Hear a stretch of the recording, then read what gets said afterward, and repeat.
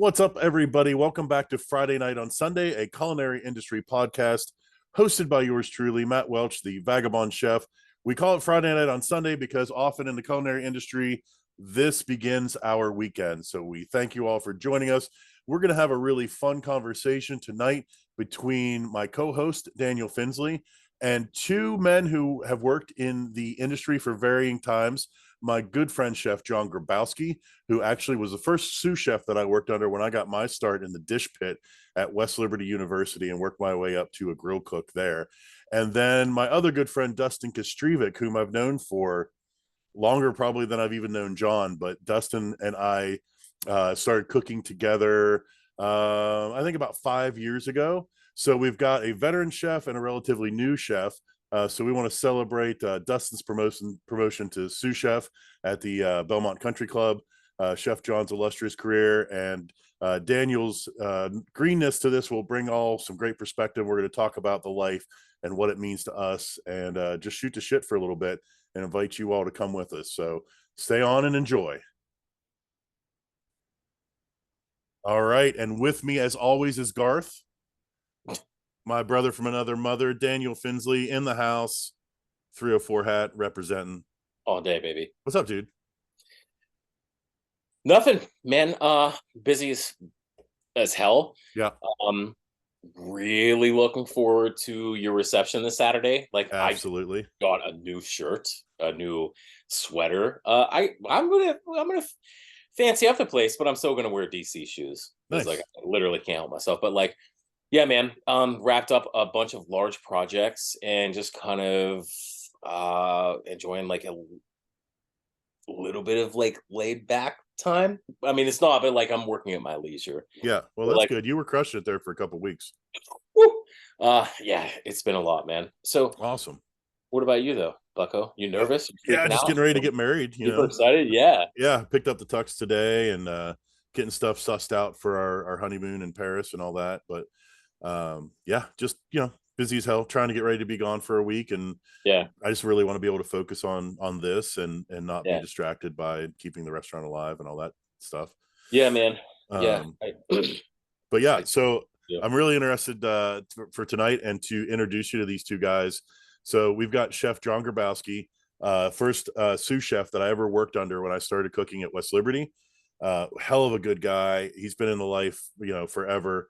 And then Chef DK, who's been a friend of mine forever, but he started cooking with me probably about 7 years ago, something like that.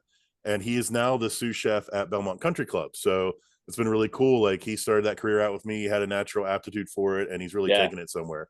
So I thought it'd be fun to have these guys on together, and we could all just kind of rap about the life and what it's like being in the kitchen. So I'm going to bring him in.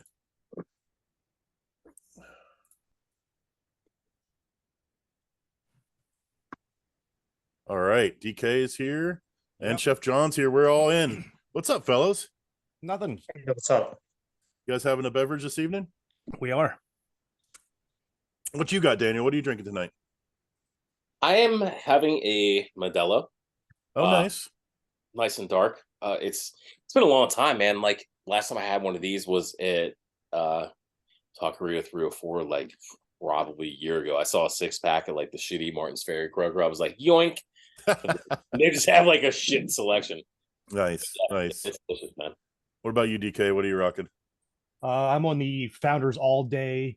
Actually, it's the All Night IPA. Oh, it's a black IPA. Oh, that's super cool. Good. Yeah, it was in a mix pack of the All Days. So there's like the black. There's a cold IPA, the regular All Day IPA, and a hazy IPA. No, that sounds good. I like Founders. And I got those yesterday, and I've got 4 left. Oops. Oops. John, what are you having? Anything tonight? Half of West Virginia handshake, man. Nice. Yeah, my man. Okay, I like it. Very nice. Yeah, I was looking around here for some whiskey, and I couldn't find any, but I do have this Still Hollow corn whiskey. We'll see how the night goes. I might crack that open. Yeah, I meant to buy a bottle of whiskey tonight, but it was Indigenous Peoples Day, so like I thought that the state store was closed. So well, that's appropriate. Fucking PA. I'm starting off with Who's Your Daddy from Screech Owl here in West Virginia. But then, so that I can stay lucid, I'm going to swing on over into some hams. Hams. Yeah, buddy. Yeah, that's the old stuff, man, right there. It's hard to find. Knows, yeah, everybody knows about hams but me. It's a working man's beer. You're better off. I had to stop drinking. Yeah, you are, man. Yeah. What was the one that used to be the not Straub, not Stonies? It was the Schlitz? One, nah, not Schlitz. Stroh's. Oh, God. No, God. Was it It was Stroh's? the worst freaking beer. Oh God, my grandfather used to drink it. I don't know, man. It's it was got to some be terrible Stroh's. beer. It's not? It's not Stroh's. No. God damn it. Damn it. I'll figure it. My brain is off. The first time I got absolutely destroyed, it was on Schlitz. It was horrible. It was in high school, so I had a flannel shirt on like you do, and I had a Schlitz in each pocket and one in each hand, and I was running around the campfire like started a long and illustrious career of drinking way too much. So cooking. Yeah, anyway, leading right into cooking.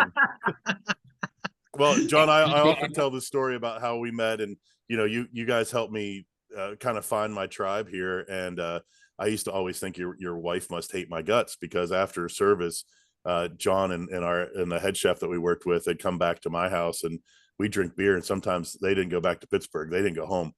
I was like, oh man, their wives must hate me. Yeah, Well, an hour and a half drive, man. Yeah, it was a long ways, and those back roads and all them deer. Yeah, I had 3 deer. I 3 believe deer it. in 4 years, man. Yeah. I did better than most hunters. We need to have you come down and drive through Ogilvy Park right now. They've got too many deer. They need you to mow some down. Right. They don't need archers. I could just drive my car and I'll take care of the whole deer problem for you. Yeah, that's how it works. So when you got started in the life, John, when right out of high school, or when did you get started? No, I was 28. Oh, okay. When I graduated culinary school, I was 26 when I first started cooking. Yeah. I did a whole bunch of odd jobs before I started cooking, man. I worked when I was 19. I started as a busboy at a really posh restaurant in Pittsburgh called Pole Eyes. Mm-hmm. Have you heard of it? No, where was that at? It was right at the corner of Forward and Murray Avenue, right in the heart of Squirrel Hill. Squirrel Hill is super rich right now.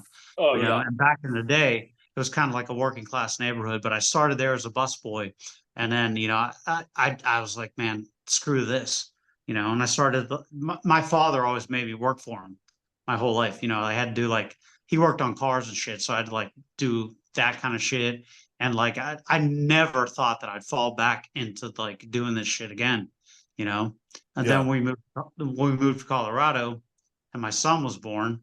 I found a job in the restaurant, and then it just took off from there. I was 26 when that happened, and right.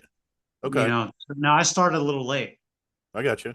Now, Daniel, you were saying before we started recording, obviously you turn out some really beautiful plates, and you like cooking, but you don't want to take it to that level. Like you said, you still want to enjoy cooking. Yeah. So there's a lot of feedback from, I would say mostly from local people, especially clients and stuff like that, who say that, oh, you don't want to do this, you'll lose that love or whatever. And it's just, ultimately it makes no sense to me a lot of times, because I feel like cooking is an absolute art form, and being a professional artist myself, that's just another creative outlet. I can't stop, but also at the same time, I'm just cooking for myself or family and friends and stuff like that, and it hasn't been dissected by the general public, and people are fucking catty, dude. Yeah, people will fucking pick your shit apart because it may have in a piece of onion in it, or a chunk of tomato and shit like that, and I'm not particularly sure if I could fucking stand on that ground and not curse at them. Yeah, well, you could, man. Yeah, fuck those people. I mean, fuck those people. I tell people all the time that people come to me at the restaurant and they say, oh, I love to cook, and everyone thinks I show up in a restaurant, and I always say, no, you should keep loving to cook. But that's owning versus cooking. Like cooking, I loved cooking when I was my main job and I didn't have to worry about payroll and marketing and everything else. Like I relished that stuff. So yes, that's where it's at, man. Yeah. there's a story, Matt. I don't think I've ever told you about this. This was probably like 2018, and I'd been following like your restaurant. I've eaten there like many times, and like when I really, really about a year into like really pushing it, uh, I don't even want to say a friend, like an ex worker or like somebody that I used to be a supervisor of, messaged me. She was like, "Hey, I went to Vagabond Kitchen. The mac and cheese smelled." I was like, "Smelled like fucking what?" She was Feet. like, "It right, yeah, Smelled right." like She's feet. like, it stunk like feet. I was like, "You mean like good fucking cheese, like real adult people fucking cheeses and shit?" I was like, "That's how cheese smells." Like, I get it. You want to put like craft slices on some fucking shitty ass boiled noodles or whatever, but like this is like grown folks mac and cheese, bro. Right. Like this is shit is fucking award winning. Like this is gonna be the final fucking touchdown of the game. And then, like I just got shitty with her. I was like, then fucking leave a review. You know what I mean? If you're gonna talk shit, go in there, leave a review, go fucking talk to him fucking face to face. Because like I laid into her, man. I was like, damn, but that's the kind of people that you guys are up against. Yeah. Or yeah. say something and get educated, you know? Right. Right. There's Like, also get educated on like there's- what cheese is supposed to taste like. Right. You know? Yeah. Yeah. You know? there's also Skippy that third cheese option that where she can just shut the fuck up and not eat there again. right, man. But it Yeah. hurt my feelings Or- because like she asked me, she's like, "Where should I go?" I was like, "Fucking Vagabond Kitchen, the Vagabond Kitchen, or fucking nowhere else." You know what I mean? She's like, "It stunk." I was like, "Oh, your motherfucking stinks." Yeah. Okay. Well, So that's a there's whole that. thing. But before we get on that topic, yeah, DK, you were cooking. You were a pretty accomplished home cook yourself before you started working with me professionally, weren't you?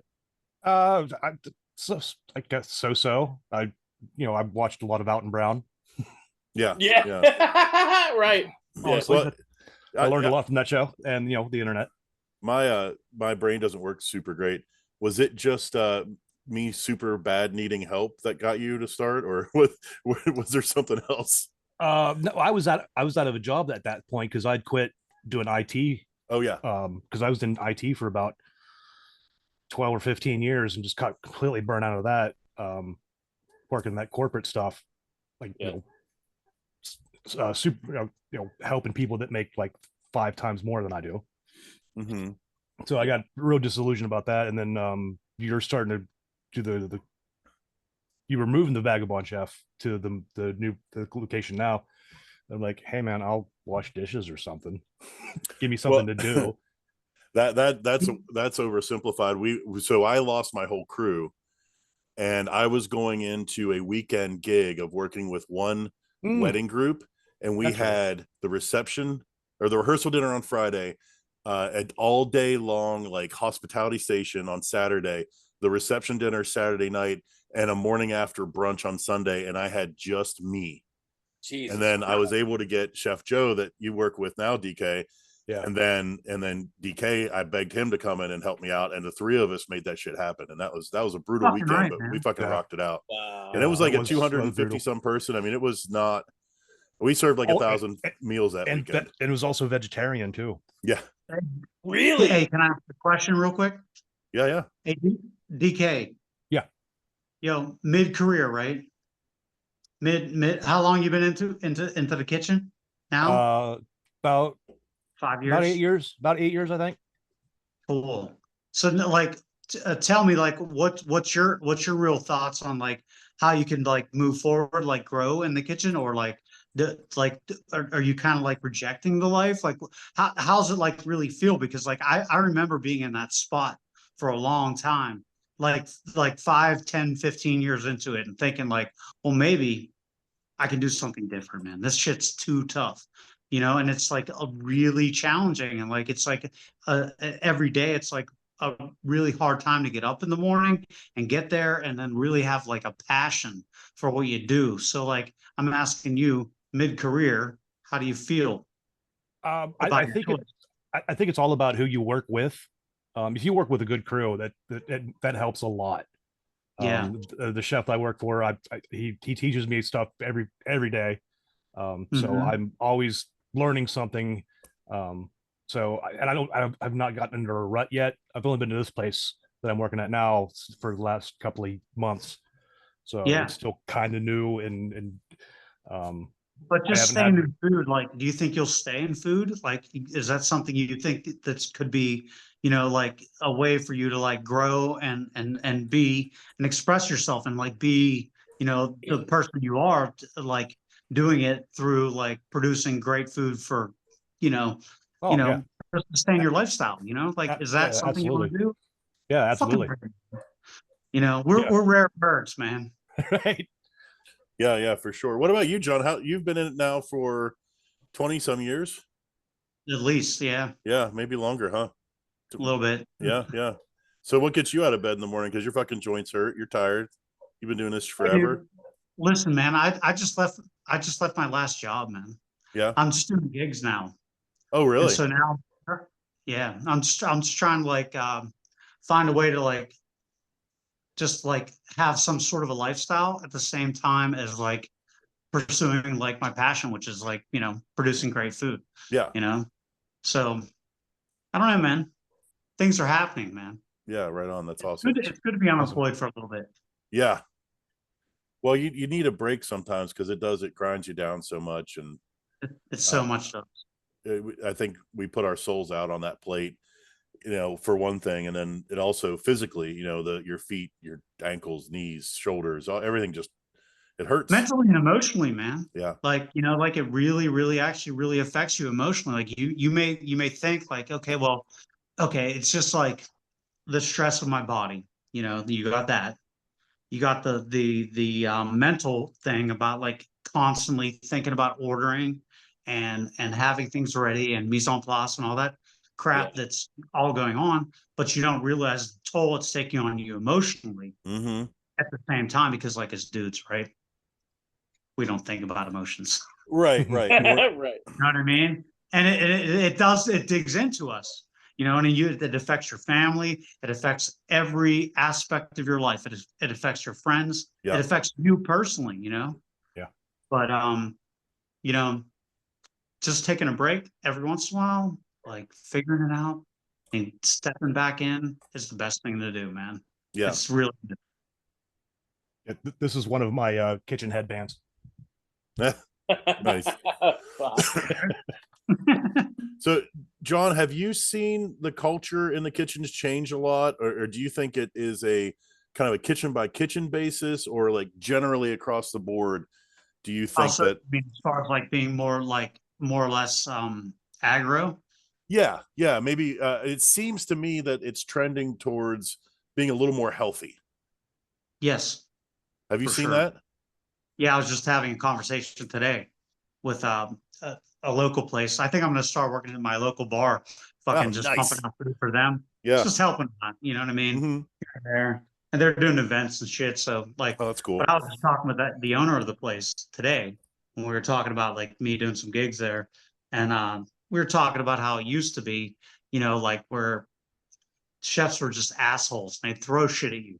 You know what I mean? They yell and scream and like it ain't that anymore.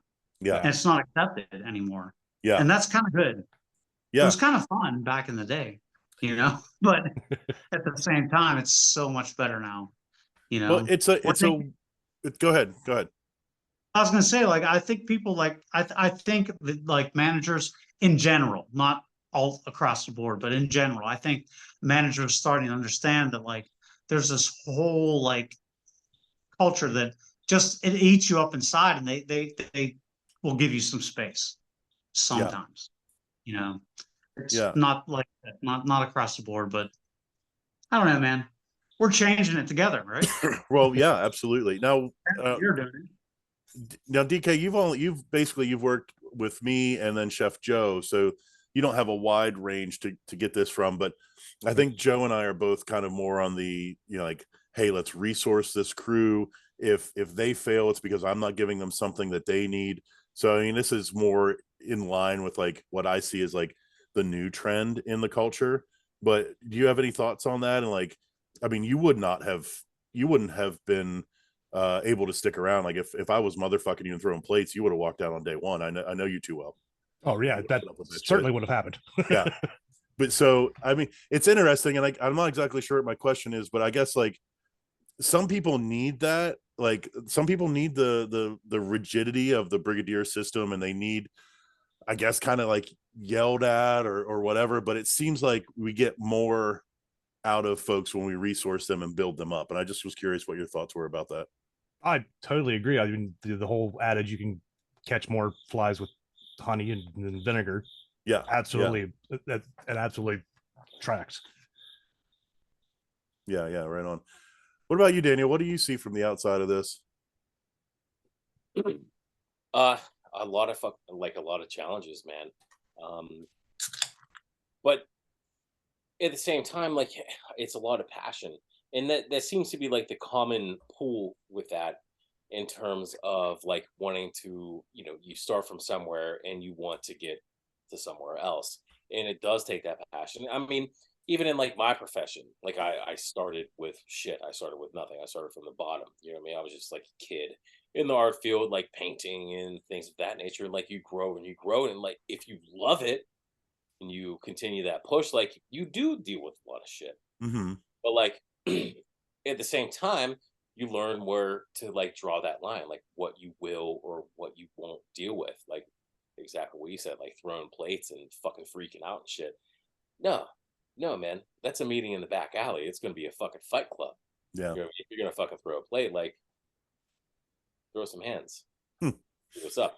But I don't know, man. In terms of like the kitchen, I know that like chefs, like their passion runs deep, and it's thicker than fucking blood, and they deal with an absolute asinine amount of shit.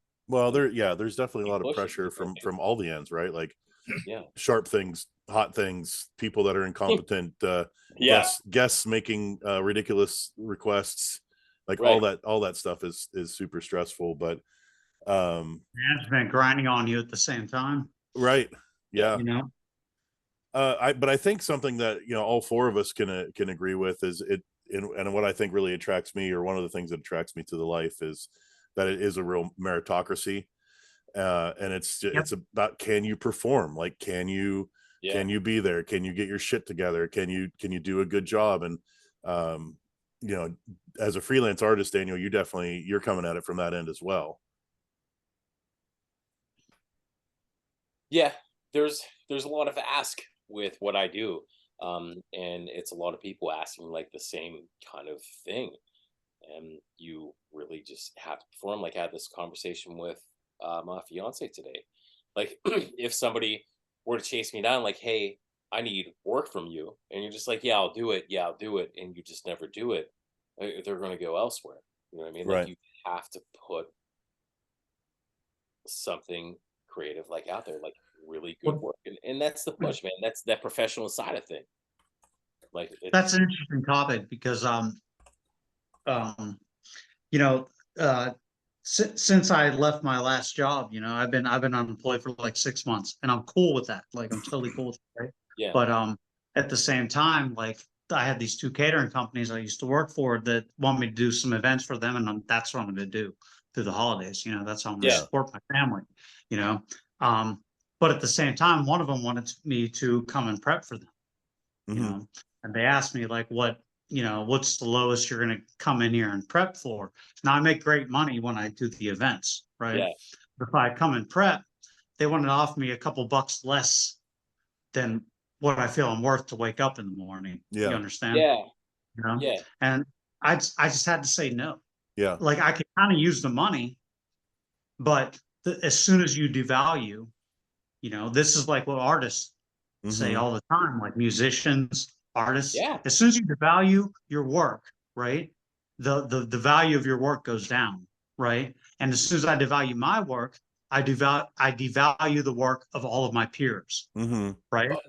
So if I say I don't get out of bed for 20 bucks or less, right? So let's just say the number, right? And I say, okay, you want to offer me 18 to get up and come prep for you, right? Like I've now devalued everybody else's work. right? Yeah. Every chef, you know what I mean? Right. Sure. Why shouldn't they just work for 18? Because, you know, I've been doing it for close to 30 years. You Right. know, why shouldn't other chefs just work for 18 bucks now? Fuck that, right? Right. Right. I mean, Yeah. I'd sooner go work at fucking Aldi's for 18 bucks an hour. You know what I mean? Right. It's That's true. yeah, that's a really great insight that I've never really heard before. God. I mean, as an artist, right? Like, say you're a Yeah. musician, right? And they're like, hey, man, you come and like play my club for, you know, we're going to give you 400 bucks. And then another band says, well, we'll come play for 200 bucks. Yeah. Right. So now that other band just undercut you. Right. And now you're only worth like 200 bucks. Yeah. Right. It happens around here a lot with catering gigs, because you know, we'll have you know, some other business that's struggling, and they like bargain basement their caterings just to get some business. Like yeah, man. And they're making basically shit. basically they're just covering payroll and food costs. They're not actually making any money, but they're Yeah. coming in at like $15 or $16 a person, and then, you know, Yeah. we're trying to charge actual, you know, legitimate price per head, and they're like, well, this other person's doing this, why are you so expensive? I'm like, well, just go with the other person then. It'll be Right. good. That's Yeah. why. Yeah, right. Hamburgers and hot dogs, motherfucker. You won't have to clean up the tinfoil pans at the end of the night. You know what I mean? Like, you know, we'll do it for you. Let's, you know, we're full service. You know, we're not going to play you out. Like, well, we have a problem with that at the country club. We can't charge any more than $30 a plate because the members will completely pitch a bitch. And we were featuring a 8-ounce fillet with a lobster tail one night for $30 a plate. Right. Yeah. So we were basically giving right. Yeah. So we were basically giving the lobster tail away for free. Right. And they were still bitching. Yeah. Really? Yeah. God damn it. I don't even have to know market price to know that you lost on that. Yeah, we lost our ass on that. Shit. Well, hey, let's talk about something fun, like Okay. kitchen nightmares. Let's talk about some like times when the wheels fell off. And you know, I like to when I talk to folks about this, I always say one of the best things I learned at my gig where I was cooking out in Idaho was when you get to that moment in service where you're like, oh, we're fucked right now. And it doesn't matter. Like, you got to keep working. You got to keep turning out plates. You got to keep doing everything, because no one out there knows that you're fucked, and, you know, they never will. Ticket times might run a little bit long, but you're still going to push that food out. So I thought it might be fun to like talk about some of those times, and when you're like, oh God, the wheels are really off right now, and whether you think the customers know about it or not. If you guys need a moment to think, I can start. I'm totally here for this. I'm fucking pumped about this. Yeah. Go. Let's Let's hear it. What's that? Let's hear it. You want me to start? Mine was right after the Guys Grocery Games episode aired that I was on, and I was in between head chefs, and I don't work the line anymore. I lost my line legs like years and years ago, and I miss it, and I'm sad about it, but that's how it is. So Get I outta was here, on. dude. You're What's full that? of shit. I've seen you on my line, man. You're full of shit. And I was running the line, and so the show dropped on a Tuesday, and we did a watch party that was super well received. It was really, really fucking cool. But then on Wednesday we opened up, and it was like a normal ass day. Like, oh, well, maybe nobody cares. Thursday, pretty normal. Friday, we got our asses kicked. And I remember standing in the window holding a stack of chits this thick, yelling, "Stop letting people in the door." and we were like hour-long ticket times. Finally get all the food out. I go out, apologize to every table, thank everyone for coming in. They clear out, and we did it again. The whole same scenario happened again. Stack of chits, hour-long wait time. It was murder. It was horrible. It was brutal. And people were really cool about it, but I felt absolutely horrible about it. I felt like I really let the team down.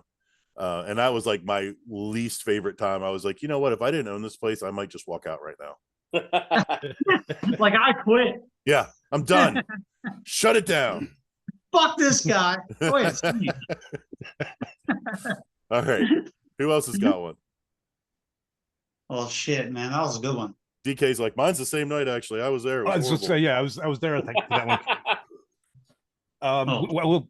We had one we were doing what we call members guests, when people, all the members bring a guest and they play golf and shit like that. So we were doing a whole hog roast.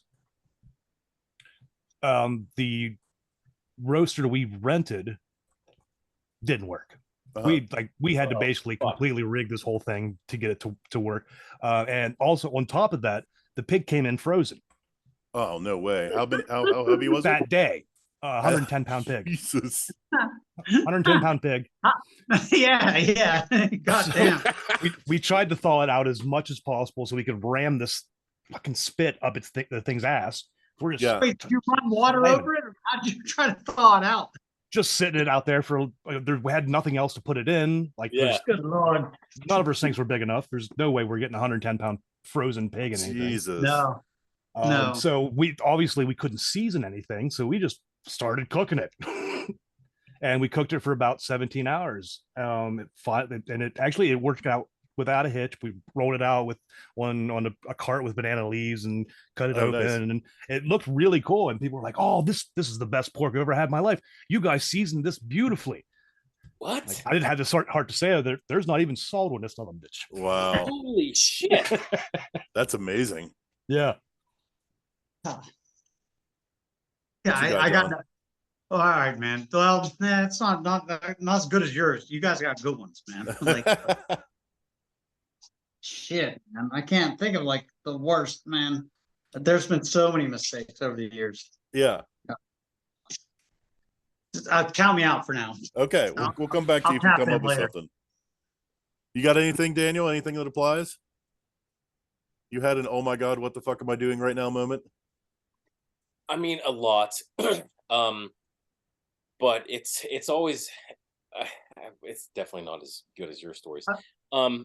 So I was in the direct mail industry for a long time, specifically in like the jewelry industry, like working with like jewelry businesses and brands like Decory, Hearts on Fire, Levion, all that shit, but like working with businesses throughout the United States.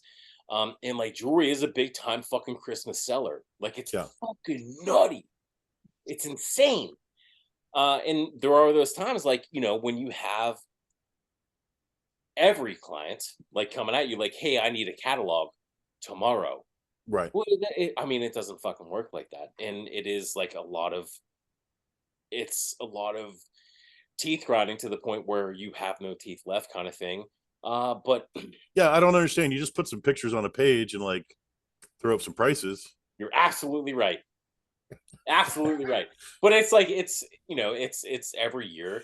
And like, I get it, man. And a lot of folks, like, there's not a lot of understanding about like, in terms of like layout or like prepping and editing, like the jewelry and like flipping out the backgrounds and shit like that. But it is fucking madness. And like every year when I was in that industry, it's like oh fuck kind of moment. Like there's just too much shit to do, and that's when you just start giving up like sleep. Yeah. Yeah, we're definitely definitely no stranger to people wanting unwarranted things. It's madness, dude. Yeah. It is. Well, I remember that when I was doing carpentry too, like people would say, "Well, I really want this right here." Like, I'm sorry, physics will not allow me to put that right there. Yeah, like that just can't happen. Yeah, you can't just knock out that load bearing wall and just put like, something there. Like, yeah, you can if you want your house to fucking implode on your children and shit. Yeah, fuck it, let's do it. I figured out a story. Ready? Awesome. Yes. Super cool. So when E Squared closed, remember when I worked with Kate Romaine? Yeah, for sure. Yeah. Well, I found out E Squared was closing after I worked there for about almost a year and a half. And then like 2 years later, they closed. They're like almost their 5-year anniversary. Mm-hmm. Right. And I was fucking around on Facebook and Kate was like, "Goodbye, everybody. We're closing the restaurant." And I was like, "Motherfucker." You found out through Facebook? Huh? You found out through Facebook? Yes. Ouch. Ooh. Christ. I knew the restaurant was closing kind of, but I didn't know the day. Okay. And the day was the "goodbye, everybody," note on Facebook. And I said, "Shit." And I got in my car and I was already drunk. I got in my car and I drove to E Squared. And I said, "I'm going to do the final service here at E Squared," right? Yeah. Do you remember Leslie? by any Yeah. chance? Yeah. Yeah. Yeah. So I went in there with Kate and Leslie, and like Yeah. I came in there with a 12-pack and drunk, and I was like, let's go. Fucking, I put on an apron. They were like, what the fuck are you doing? And I was like, yeah, man, we're cooking the last meal here at E Squared. And I was fucking hammered. And they had like a whole thing going on. And I was like trying to hang on the line. And all of a sudden, I realized I shouldn't be here. I need to step back. Yeah, that oh shit moment. Yeah. They know what they're doing. I do not. And I just had That's to funny. get the fuck out of the way. And Yeah. I just watched the magic happen for the last service at E Squared. And it was just beautiful. It was wonderful. But yeah, I fucked up that day. Well, I good should have on been there. good on you Had no for business checking being on yourself board. instead of someone having to be like, "Hey, John, Right. the fuck, right. man." Like, bro. Yeah, you didn't cut a finger off or something. Yeah, or no one else's, thank God. Yeah, Or yeah. burn anyone. Or myself. Oh, and, an addendum to my story with the pig. That was actually my first day as the sous chef. Oh shit. And at 10 a.m. that morning, who walks in? But the health Exactly. inspector. Oh, That's Yeah. that is an actually perfect addendum and the to pig that. was like So- 92 degrees.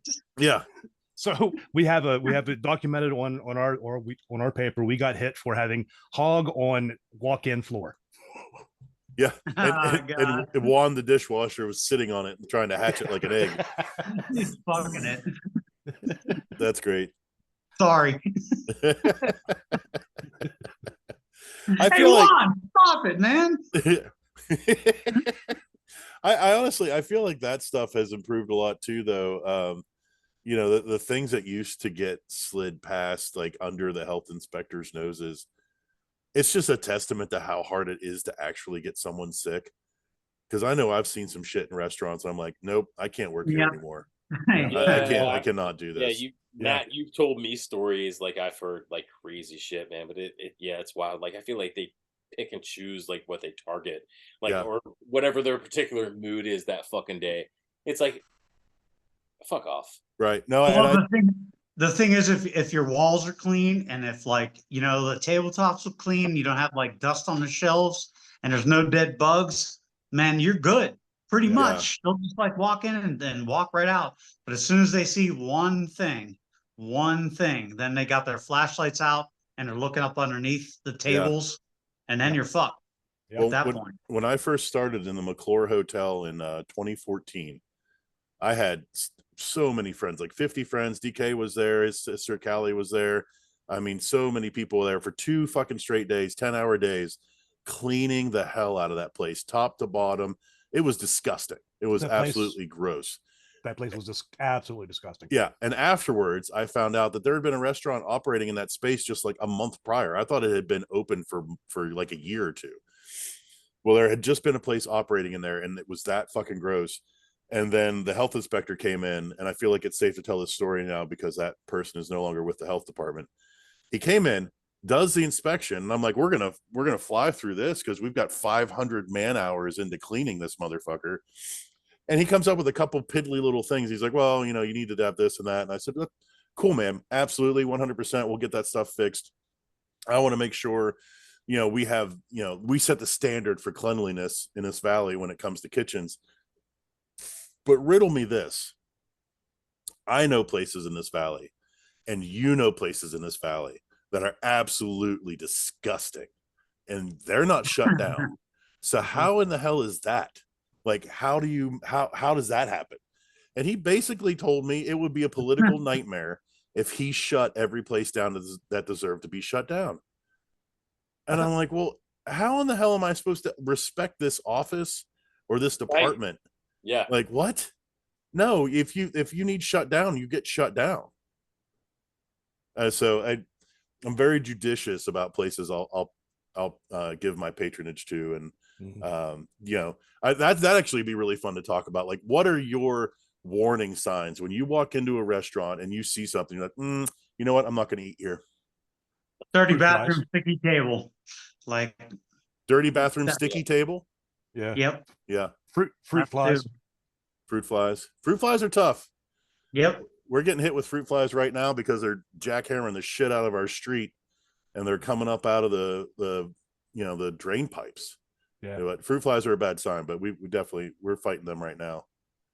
What else? Daniel, you're allowed to chime in on this, buddy. You got I would say like a buffet setting, you know what I mean? Exactly what both of you said, like the fruit flies. If it's fucking humid in your restaurant, or like the sticky tables, like you think of super buffet. Like, or what did it change its name to in Woodsdale? You know what I'm talking about? Like A1 or something. the place that got closed down. Yeah, right. Yeah. But those like ultimate red flags. Like it was always humid, it was always steamy, sticky. I'd never set foot in that place. When it was Boots, I wouldn't go in there. Oh, well, good for you, Upra. They used to have like, John. They used to have the servers would line dance. They would like drop a mic, and all the servers would like run out into the middle of the restaurant and line dance together. It was like horrible. They ended up like serving in that room and shit like that.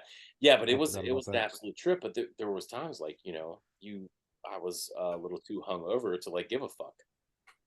Yeah. All right. Well, what about this one?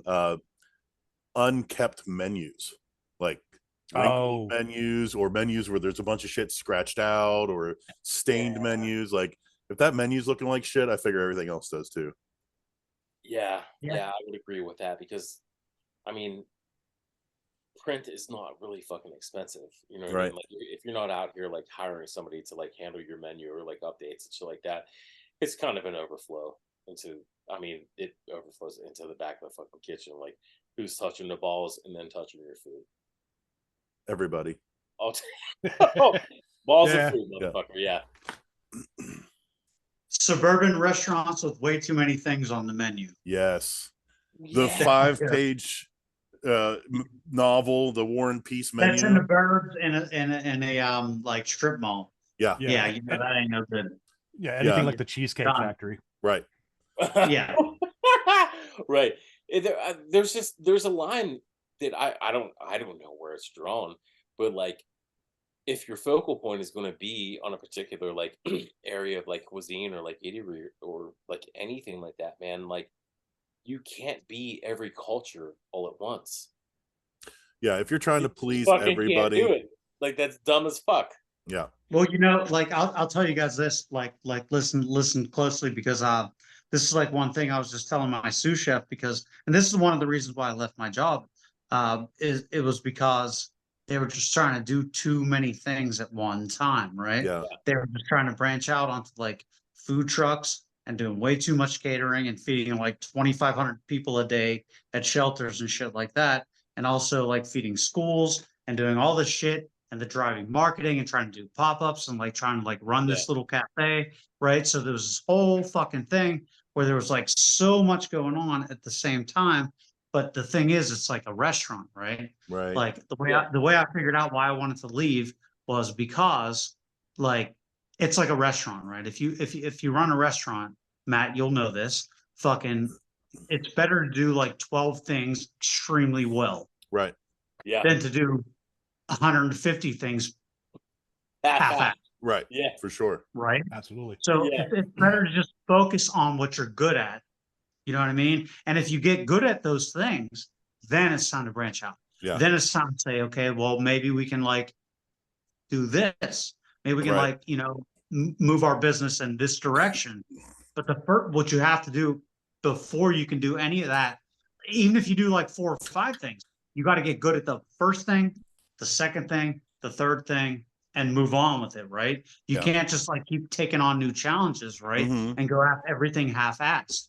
Right. You have to get really good at the things that you do and be consistent. That's the fucking thing.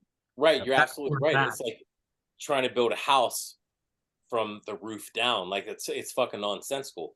And it does, I just heard a fucking joke about that. That's funny. Right, man. But like there was a formula we built to our that. house from the ground up. Oh, of course you did. Right, built the roof down, right? There's no other way. No, we had the roof helicoptered in and it was like suspended and we fucking we just hung shit down, a bunch of fucking Gorilla tape. We built the roof and started like sticking bricks up underneath. See, you can't do that, right? Right. That's like what Bourdain says about farm to table, which makes me laugh every time. He says farm to table. Where Where the fuck else am I going to get my food? Yeah. Right. Where the hell was you Table. gonna eat it? Where the hell Yeah. else am I going to eat it? Yeah, I know That's exactly what fucking you're gold. talking about. Yeah. That's awesome. Yeah, a big menu is always a big warning sign, because that shit's not fresh. There's no way in hell they don't have 3,000 cooks back there to make shit happen. No. But honestly, most, I don't know about Pittsburgh, but in general, I would say most places are freezer to fryer these days. There is not much being made in kitchens these days, in my experience. Right. Not much, man. Yeah. No, And because it's it's all- easier.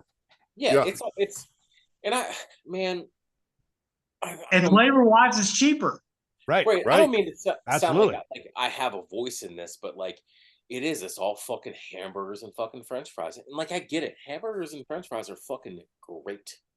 But like how much can you fucking branch off that? Like, yeah, we have hamburgers and French fries. We also have pizza. We also have wings. And we also have fucking deep fried vegetables. Who the fuck doesn't? My Well, balls could I make laughed that my shit. ass off. I saw a I'm new not place. like right in the fucking kitchen. You know what I mean? Yeah. I saw a new place opening up the other day, and I was looking through the menu, and it was basically they had 24 ingredients, and you could have those 24 ingredients put together to be a pizza, or they could be a hamburger, or they could be in a wrap, or they could be on a plate, or they could be in a bowl. It's like it's the same shit. Is it called We Hate Our Cooks? That's cross utilization, man. That's Right. So here's something I would love to talk about. So I do own my own place, so I got to be careful to be diplomatic and political and everything. Yeah. So I want to hear from you guys the shit that guests put in that drive you crazy. What are the guest requests that make you the most pissed off?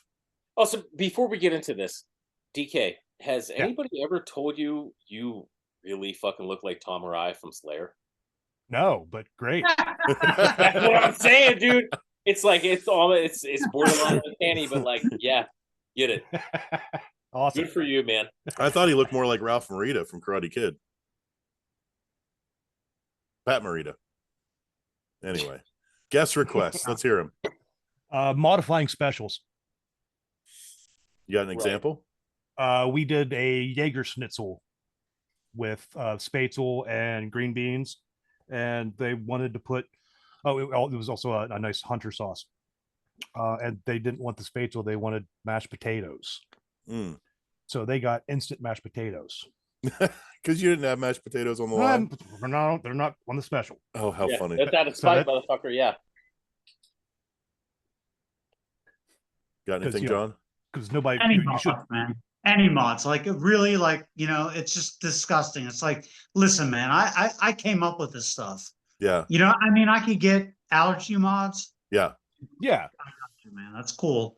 But mods, like when you're just like telling me how to make your food, it just it pisses me off, man. Just take it the way I make it, or just don't eat something else, man. Right. There's Right. plenty of options, right? Yeah. Like mods, just get out, man. Like I'm done. Mods are super fucking annoying, and I don't think people understand why. So maybe we should talk about that for a little bit, because when you are on the line, you're not thinking. It's muscle memory. You know where everything is. Yeah. You're a machine, and you get out of us what you put into us. Like men are literal and logic minded enough already, but when you put us in the kitchen, and even females in the kitchen, I think, or ladies in the kitchen, you become like, this is like step by step, this is what I do, this is how I do it. And when you're in that groove, you're throwing all that shit together, and you get a special mod in, and you fuck it up, it throws everything else out of whack. Gets thrown off. Everything gets thrown off. And you fuck up the whole ticket time, and now it's like you just back the whole line up. Right. Yeah. Fuck that, man. Yeah. And they bitch because their order took too long. Yeah. It's like the wheels screech to a grinding halt. This zone that you were in, you were feeling really fucking good about, all of a sudden it's destroyed. And it's all because of this one person doesn't like mushrooms. Should have been no bacon. Right. Yeah. Jesus Yeah. Christ. Yeah. And I do think allergies are a special set of circumstances.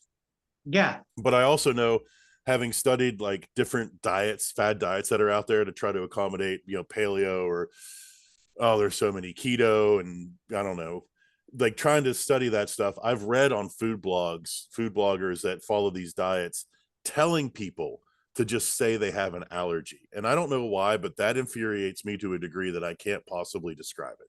Yeah. Like, don't lie. Yeah. Yeah. Just don't like come in here and talk about I'm allergic to salt. Yeah. Like, no, Yeah, you're fuck not. off. Yeah. You're really not. I see. That's it. I feel like my heart rate is up. Like just hearing these fucking stories, dude. Like Jesus Christ, man. Like I fucking can't handle it. Like there's a reason why I have brass knuckles just for an emergency. Like, God damn. And it's just like that. Like imagine, like I do a lot of painting. Okay. Like whether that be like portraiture or whatever the fuck. Let's fucking do it like that. It doesn't fucking work like that because it is art. It's fucking final, right? Yeah. Like every brush stroke is with purpose, much like Just every like every fucking meal. ingredient. Jesus Christ. Yep. Just like what, John? Every meal. Just like every Right. single thing you do. Right. It's a Right. fucking like if somebody's like, I don't like the like little green like tint you put in that, portrait on the corner there. Like could you leave that out? Fuck that. No. Of course I Right, can't man. leave that out. That's my style. That's what I do. Mm. Like fucking And- fuck off, man. But And I thought the it's customer hard. was always right.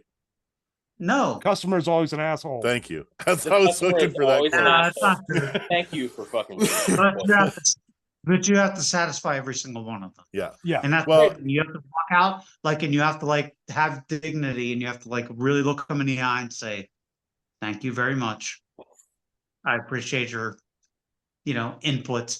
Yeah. Have a nice. Yeah, like hard swallow, like You have to. fucking swallowing your pride, dude. But At the end of the day, we're in the hospitality business. Right. Well, Right. and it's a delicate line to walk, and I think in the kitchen, it's very easy. I always laugh at everyone says the best food is cooked with love. No, it's not. No, it's Yeah. most things. Rage. Oh, hate. Yeah. Hey, Yeah. that's what I was But something now that since I've been an owner, I've had to learn how to better communicate with the customers about this sort of thing, and like train the servers to be able to communicate about this. And like, I talk about it, how our menu is a curated experience, and like we'll do this stuff in a pinch, but really like eat it the way that we suggest to eat it, because there's a reason, there's intention behind You're this. right. Yeah. And a lot of people just don't know, like to Your come style to is your heart. yeah, but people I actually saw a really funny video on social media the other day where this guy was like, if you want to just order food exactly how you want it, here are 3 great places to go. And he goes to a Subway, a Chipotle, and a pizza shop. That's how that. Yeah. But He's that Mexican dude. He's like, yeah, don't come into my place and it was order a awesome. fucking steak. Yeah, I know exactly what you're talking about. Well, and Mhm. when we But, first like- opened up in their current location, Chef Joe, when he was heading up the kitchen, he would say, do we have a menu, or do we have a list of ingredients? Right. And and it was hard as the owner in that situation. Like, I need these people to come in. We need butts and seats. We need to be making money to pay the bills, because ultimately that's my ass on the line. But I think the great gift of COVID was to like take a step back and really dial it in and get that languaging down, so that we can talk to people about why we're doing things the way we're doing them. And I think probably like the best compliment I can ever have is someone saying, hey, I normally don't like this, or I think that I don't like these things, but I'm going to try it because you cooked it. And then like, I actually did like it. And that's just it. Like, I think, like, I don't like these things, and I think that I don't like these things are fucking super close. And it's a lot of like, well, I don't like it. Well, why?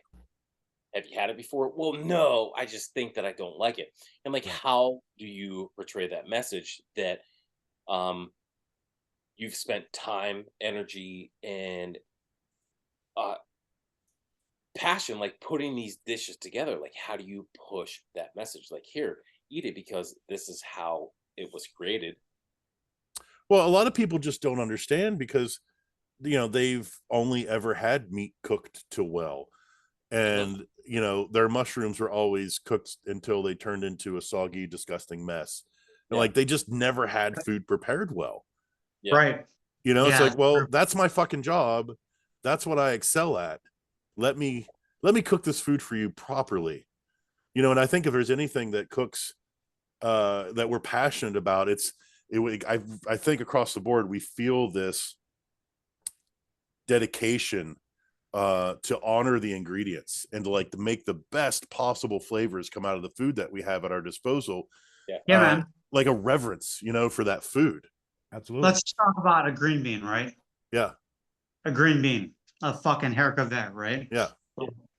Like I grew up, I never liked green beans, right? Because they only came out of a can. Right. Because my mom was Irish and English, cooked them from the can, right? And never liked the fucking green bean. Same. They Yeah, tasted yeah. like shit. It cooked them till they Right. smeared the walls. Right. Yeah. Baby food. Right. Yeah, they were mush. They Yeah, were mush, Right. right? And now I know that I can grill them, I can roast them, I can fucking like stew them with tomatoes and shit. You know what I mean? I can do Yeah. so many different things. And now I love green beans. Yeah. You know what I mean?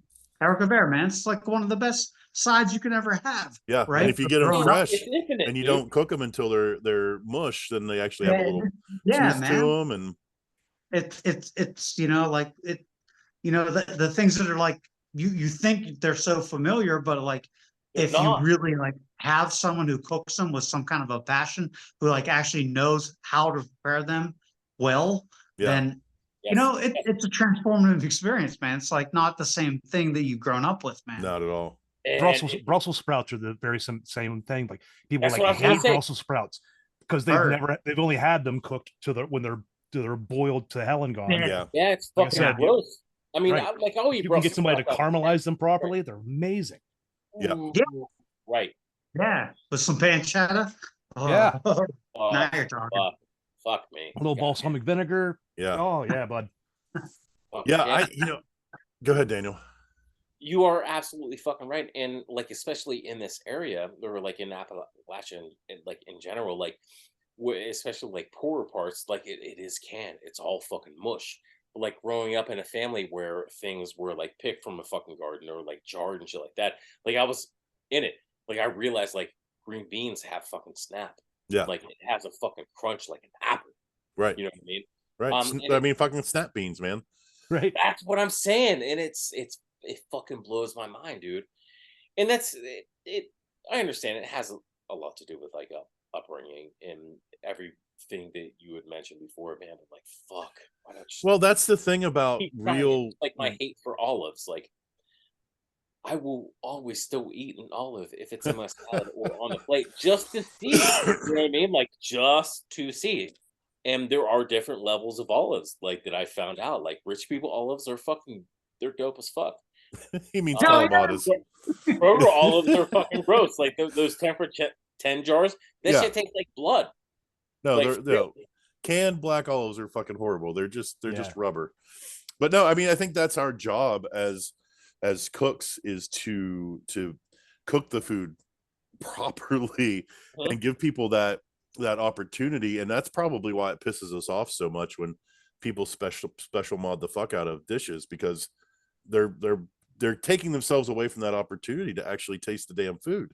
Yeah. Right. And It's not necessarily always about just feeding yourself. It's part of the experience of eating at yes. a restaurant. Yeah. It's almost theater. Yeah, right. Fuck me. Yes. It's a performance art for sure. Well, and I don't know. It's like building a bridge, right? Like if you like lay down the foundation, you know what this whole meal is supposed to taste like, right? And somebody wants to subtract or add to it, you're like, that's not what I made. Right. It's not a what I bridge mean? now. Now I'm gonna make it taste good to you, but Yeah. it wouldn't taste good to me. You Yeah, know what I no, mean? that- Like this is my creation. It's like it'd be like somebody saying, like, you know, I like your painting, but like I said earlier, like, could you not have that purple spot in the corner? Get out of here, man. I made Right. it that way Yeah. because it's good. Right. Because Yeah. that's my intention. You know? Right. And all this stuff interrelates and it all makes sense together. And we're thinking about mouthfeel and all the different taste sensations you can have. Like, Yep. most customers are not going to realize that there's that much that goes into it. No. You're absolutely right. But you brought up a really good point, like mouthfeel, like sensory things, like things that you bite into and just want to like spit out. I don't have any of those, but do any of you? But the only thing I don't really care for is yellow curry. I don't Oh, really We care. talked about that. That's fucking madness to me. Yeah, I don't know what I just like you with olives, man. Like every once in a while, I'll try Indian food again, and sometimes I find stuff that I like, but generally that's my hang up. I like red curry, green curry is okay, yellow curry I'm not a fan of. That's surprising to me, especially Yeah. with your Yeah, your me love of too. meat. Right? Right. Yeah. What's that, John? I said me too. Yeah. Surprising. Yeah, I Martha's curry, man. That's good. I can't Indian stomach curry. anything with pumpkin spice. Oh yeah, I'm with you on that. It's it's a guilty pleasure. Like it doesn't taste bad, but like it doesn't taste good. No, it If tastes that like makes any butthole. fucking sense. It's just candy. I mean, everybody likes butthole, DK. Oh, I feel like white girls. Yeah, right. I'm the whitest girl you ever met, dude. Yeah. I don't know how I missed this, but until I moved back to the valley and opened up my own place, I had no idea people had so many hangups with so many different kinds of food. Oh, it's wild. It's fucking wild. But I think that it is this area, and I Like think what, it is man? like prepackaged shit. Mushrooms, beets, Yes, olives, olives, onions, tomatoes. There's so many things that people I just don't nonsense like that. shit. Like Yeah. what? Really? But it's 'Cause it- crazy. So there are two parts to that spectrum.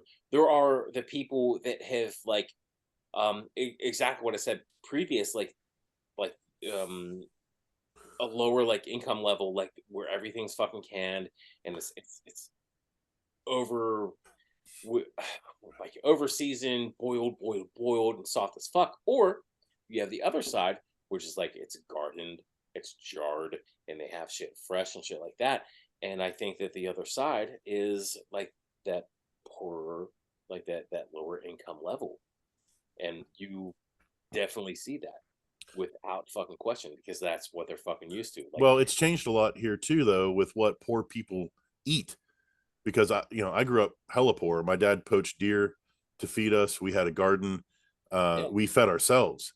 Nowadays, you get food stamps, and a lot of times you can't buy fresh vegetables with that shit, right, yeah, or you I don't get know exactly know fucking how all Debbie that cakes, works, but fucking Campbell's, yeah, so you end up buying processed shit more, and all yeah, that processed shit is chemically engineered to hit the sweet spots and the yeah, umami spots, and like to make you literally just, I'm full but I want to eat more. Like Doritos are a right, perfect right. example. Like they're garbage but they taste so fucking good, you find yourself just shoveling them in Yeah, your fucking yeah, I'm not gonna face. lie, like it does fucking taste good, but you are absolutely right, and that is like a generational thing, Well, and and then we yeah, get in this rut of I should enjoy everything that I eat. Like, mhm. why? Like I've been going back to eating rice and lentils like when I was poor as shit in college, because I don't need to eat a cheeseburger at every meal. I don't need to eat pizza all the time. They're my favorite things, but I don't need to eat them all the time. Yeah, and Um, absolutely same. that's Like, why I love having people drink Malort. Like yeah. drink something that doesn't taste what you like sweet, or like it just tastes something. Get out of your fucking comfort zone. And I don't know, man. I like eating I've things. never had one of those. Malort. Yeah. Oh, I'll get you some Malort, John. It sounds disgusting. It's like It it's like is. it's like dirty socks made into tea. It's really fucking horrible. But I love it because it tastes bad. It's about like kombucha. I like kombucha too. I can Well, boost it, but it is Yeah, I can do some surprised of me out a that. little bit. Yeah, But not everything you eat needs to be the best thing you've ever eaten. Like hopefully when you come to eat at our restaurants or food that we've cooked, you can say that. But I think it's important to play with that, and not just like hit those high notes all the time. You like yeah. every part of a song can't be the guitar solo. Like we gotta Like Why sometimes not? get the fuck out. Why the gotta fuck have a not, bass dude? solo sometimes too. Have it You just profound. eat vegetables, man. Like I was prepping vegetables and other shit for like dinner for Ariana to cook, and like there was just like slices of fucking green pepper. Green pepper is not great, but like that crunch, that slight sweetness, that It's got an astringency to it that I really like, and Yeah, it goes yeah. well with other things. Yeah, I'm just like, Well, that's just like if you guys want to veer to another topic, like it's just like when you prep, right? Uh-huh. It's like when you're prepping, it doesn't have to be the thing you want to do all the time, right? Like say like, like one of the things I like to do is like julienne onions, right? Or Yeah. julienne celery. I like using my knife, right? Yeah. Knives, that's my thing, right? I really dig that, right? And one thing I don't like to do is like maybe clean a brisket. Uh-huh. You know what I mean? Because it's time consuming. Tedious. It's heavy. Yeah. It's a pain in the ass to fucking flip around and you have to clean the board Get and the whole shit table everywhere. and everything. Yeah, it's a big old piece of hunk of meat. You don't want to fuck with it, and you cut it open and the blood spills everywhere. Fucking pain in the ass, right? What I'm saying is, like, you have to take one with the other, right? Right. Right? It's like it's. Hey, look, I don't like Malort. I don't know if I like Malort, but I don't think I will. But what I'm saying is, I don't like vodka, right? So I don't sip vodka, right? Yeah. I sip whiskey because I enjoy whiskey, right? So Right. I enjoy julienne, right? I enjoy fucking taking vegetables apart and fucking being like very efficient and have my board set up, my trash can, and the whole fucking. You know Yeah. what I mean? It's also it's a very Yeah. Zen moment thing. Yeah, it too. is. You get like Yeah, in that set, it's just like therapeutic, man. Yeah. it is. It really is. you understand? You julienne Right? 50 pounds of onions. It's But you're then getting in a flow. Right, and then stand there and fucking with a fucking brisket. You know what I mean? Like when you don't do it all the time, right? Right. It's a pain in the ass. But one comes with the other. So like like it's like you change it up, like you said, Matt. Mhm. You're talking about like it doesn't always have to be the sugar, right? Right. Sometimes it can be the bread. Right. Yeah. And it's just also if you only do what you love to do, or if you only eat like what you love to taste the most, then eventually it's like you build up a tolerance to that, or it's no longer special anymore. Yeah. I think we are overrun with convenience and like the capitalist market fighting to sate all our desires at any given moment. And like just don't always fall into it's crunchy and sweet and it tastes good. Like Right. That's what I also think it's unfair to just blame poor people, because most of the best cuisine, was all French cuisine, is poor people food. Yeah. It's learning to take those nasty bits and then doing something amazing with them. Right. I think it's more like we live in a food desert. Well, that's old poor, and now we're in new poor. Right. New Well, poor. yeah, that's a good point. No, but that's also, Nouveau like, poor Southern shops at Right. Dollar too, General. man. Like we're talking about like collard greens and shit like that. Yeah, that's like weed, like weeds to like regular fucking people. Like greens are fucking so good. Yeah, But I I mean, get it, it definitely goes both ways. But in terms of like Appalachia, like yeah, there's only so many things you have fucking access to, man. Like you either And Yeah, you got no. as long as you don't have to eat ramps. right, like ramps, no shit, or I like hate ramps. what? Did you hate Uh, ramps before I made you clean 40 pounds of ramps? Yes, and that didn't help. Yeah, cleaning ramps fucking sucks. Cock, it's man. talk about tedious. Fucking terrible. Oh God. Christ. It's dumb as fuck. It's so terrible. I hate Just ramps. just eat garlic. It's better. Yes, or some spring onions, man. They're fine. Right. Fine. Yeah. But it's they're- that they're- Appalachian fucking they're great. tradition, though, man. Like, I clean ramps. Here's my ramp butter. Like, you just feel good. I don't know, man. Uh-huh. It's glorification. 6.5 hours. give me Right. give me It morels takes forever. over ramps any day. Well, man. morels are a pain in the dick too. They're always full of sand and Yeah, but they take actually forever to taste good. clean. They do. I I almost mean, I said like. the same They're thing. You so called it. fucking good.